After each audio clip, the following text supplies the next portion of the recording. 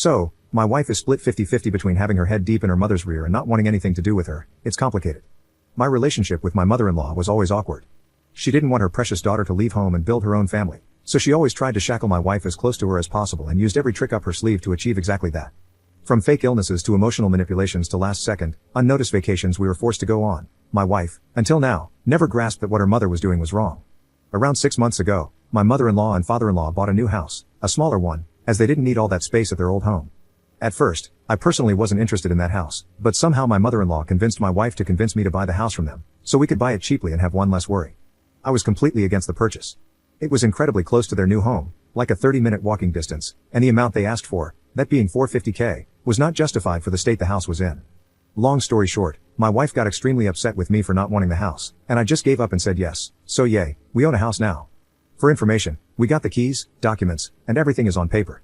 Nothing is in their name anymore, it's all on us now. For the past few months of us moving in, renovating a bit here and there, all seemed well. They never came to visit, and if anything, we would be the ones to visit them. The house was fine after some work, but there's still a lot to fix.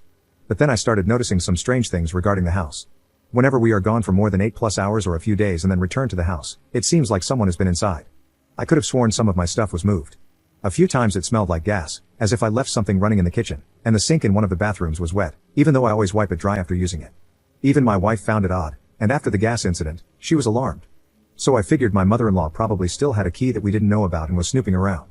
I bought 2 cheap cameras and installed them so I could see the entrance and the living room, as those two are connected.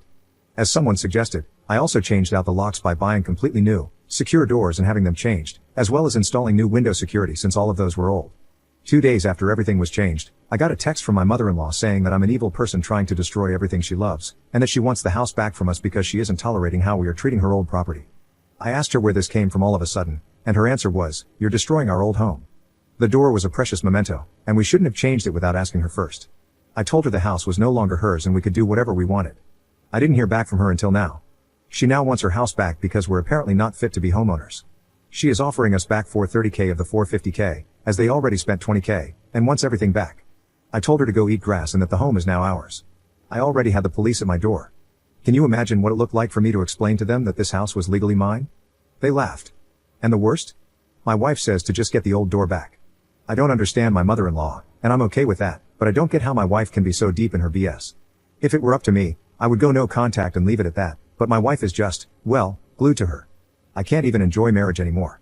It doesn't feel like her and me, it feels like her, me, and her insane mother. My father-in-law is alright.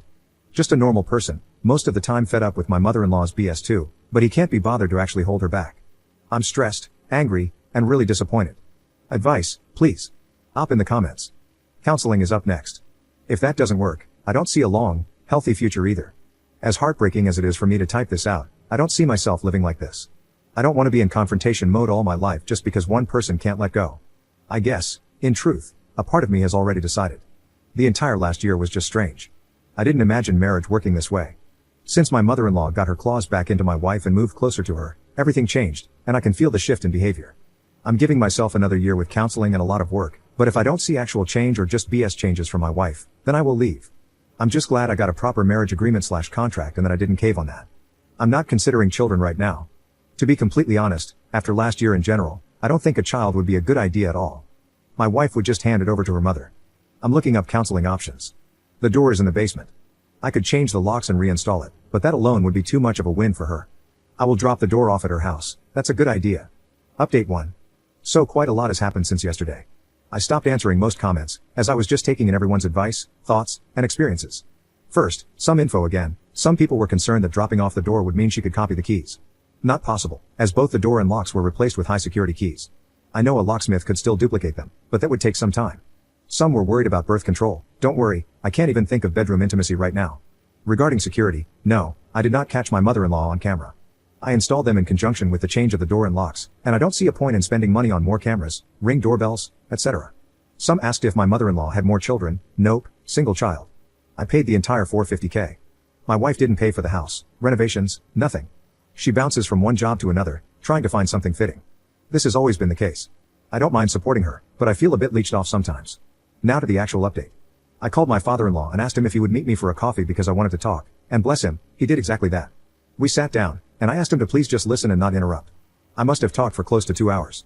This man sipped his coffee, listened, sighed, and said the following in short. My mother-in-law's plan was to sell us the house, rebuy it, making us literally homeless, so we couldn't say no to her offer to live with her and her husband. My father-in-law did try to hold my mother-in-law back but failed. He was extremely upset about the police call, upset about only offering $430K back, and upset in general that she's going this far to shackle her daughter. His offer and advice, I should take my mother-in-law's $430K offer. Then we will set up a legally binding contract between my father-in-law and myself. He will give me the $20K plus what I put into renovations, etc., without my mother-in-law knowing, which would bring me close to $500K. He told me to pack it up and just leave after a stern talk with my wife. She won't wake up if it's me versus my mother-in-law as long as one of us is in close proximity. He looked sad and upset. We hugged at the end, and he told me not to be too saddened by all of this. Sometimes we need to make hard decisions, and I would regret it if I didn't do this. There was more talk, obviously, but this is the short and interesting part. Back home, I talked with my wife, in a calm tone and manner. She didn't see any evil from her mother, said her mother needs a lot of attention and love like most elderly ladies, and often she sounds meaner than she actually is, but that she only wants the best for us. Us? No, she only cares what's best for her and her own intentions. We argued a bit back and forth, and my wife is 100% behind her mother. She said I should get some therapy to get out of the obsession I have with demonizing her mother.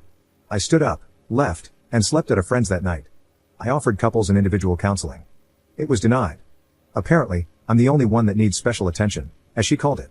And I guess that's exactly what I need, special attention, by myself, for myself. I already messaged my father-in-law. It's not worth it. Thank you everyone. Thank you for taking the time to help out and listen to someone you don't know.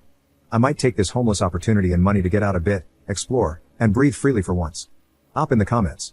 Oh, believe me, I told my wife what my mother-in-law was planning. She denied it and said I was so deep in my coup of demonizing her mother that I was the one needing therapy. We have a pretty tight-knit prenup that specifies no assets or property will be split unless children are involved. She gets what is hers and what she owns, which isn't a lot, and I know this sounds harsh, but this house, for example, is now completely mine. I paid for everything, and she didn't contribute a cent. It's all on paper that this is all on me. So as long as no children or pregnancy are involved, everyone keeps what is theirs. Also note, we do not live in the US, so laws, etc., will be different. I'm not abandoning the house, the homeless part was for when everything is over. As of right now, I'm in the house, alone. Trust me, I'm not going to let this go easily. After reading all the comments, I am already skeptical of my father-in-law too. I've got some ideas up my sleeve. I will get my money back, the house is not going to be sold back to them. A good friend of mine, his wife is an attorney, and we're already messaging back and forth. She is hooking me up with people for everything from lawyers to contracts. Believe me, I wasted enough time, resources, and money. I won't do this again. I went from sad to angry to determined. I will get this done properly. Update 2. Hello, it's been 4 months now since I came here to ask for advice. Maybe some of you still remember what it was about. Well, a lot has happened. As you know, my father-in-law offered to repay me behind his wife's back. At first, I thought to just take this offer and move on, but after reading what some of you wrote about how it sounded too good to be true and why I should give in, I refused. I don't want this to get too long, so here is what happened in the past 4 months. I kicked my wife out, and she's now back at her mother's. I still own the house and got all the repairs and changes done. Since then, I've been renting it out. I gave her back her old precious memento door. My ex-mother-in-law got handcuffed and had a nice drive around in the back of a police car after she tried to get physical with the new house tenants, claiming it was her house. Just 2 weeks ago, my ex-wife tried to contact me, saying she can't keep living with her mother, but she doesn't have enough income to live on her own. Not my problem. I have been traveling a lot ever since I got everything sorted out. Went to northern and southern Germany, met tons of nice people, and saw some beautiful remote places. All in all, life after kicking out my then wife has been good. I never realized how shackled my thoughts and actions were while being with her after we moved closer to her parents. I now live in a nice 2.5-room apartment near a small city. I enjoy myself and take everything slowly, focusing on work, myself, and just relaxing for once. You wouldn't believe how happy I am that we never had children together. Thank you.